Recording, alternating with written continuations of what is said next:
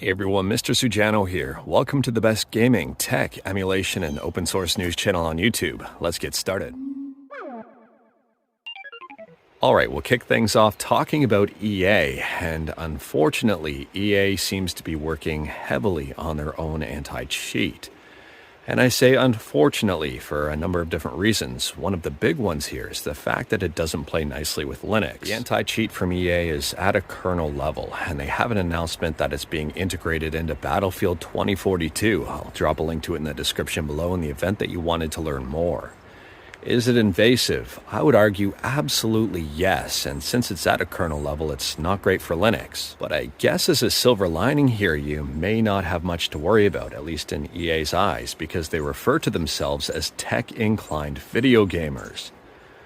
I may want to question that entire statement, but I guess we'll see. Moving on, and we're quickly talking about PSP emulation with PPSSPP, and PPSSPP has been on fire lately.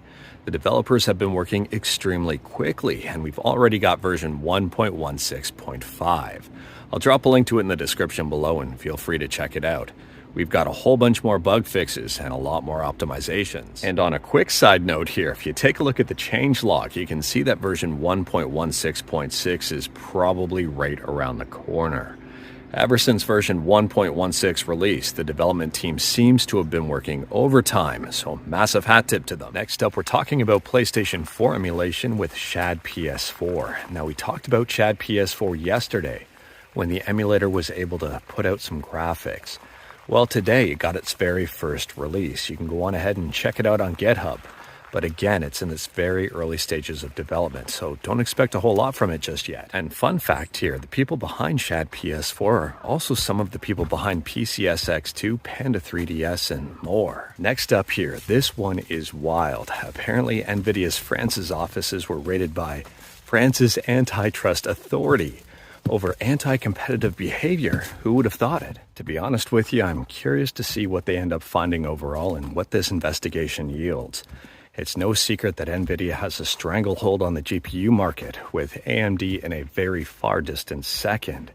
Let me know your thoughts about this one in the comments below. Next up, we're talking about Stardew Valley, and the developers for Stardew Valley just teased the brand new 1.6 patch update, which is a free update. So with this update, there's going to be a new major festival, 2 mini festivals, late game content, additional items in crafting, a brand new farm type, and this one's pretty big. Multiplayer support for up to 8 people on PC. Now this update isn't ready just yet, but development is nearly complete. Next up here, we're talking about MAME, and MAME version 0.259 has just released. As per usual, the changelog here for MAME is pretty big, so I'll drop a link to it in the description below, and I do recommend checking it out. There's a bunch of bug fixes. There's actually an overhaul for m.a.m.e systems. Included in the new working systems, they've listed m.a.m.e Now and Top Gear Second Mission. Moving on, and we're talking about AMD FSR 3, where FSR 3 stands for Subscribe to Mr. Sujano, or Fidelity FX Super Resolution 3, depending on how you want to interpret that.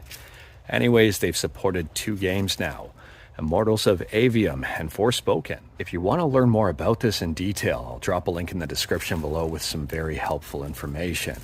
And this is going to be open sourced very soon. AMD has been extremely good with that stuff. Moving on, and we're talking about TeknoParrot and apparently Wagon Maximum 3DX Plus. I'm not sure what this game is, but it's now playable with card saving. On top of that, Mobile Suit Gundam Extreme Versus can now be played by 2 people with different brands of CPU.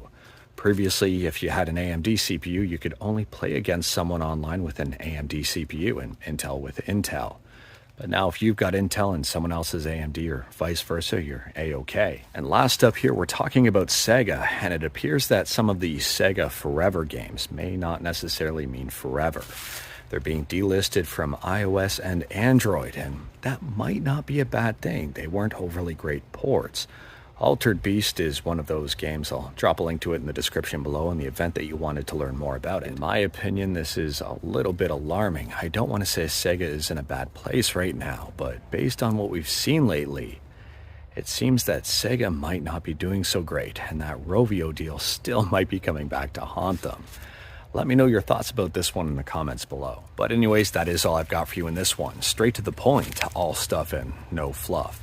If you like this video, leave a like. If you didn't like this video, leave a like. Hit that subscribe button. Check out my other videos. Don't tempt fate. Save your state.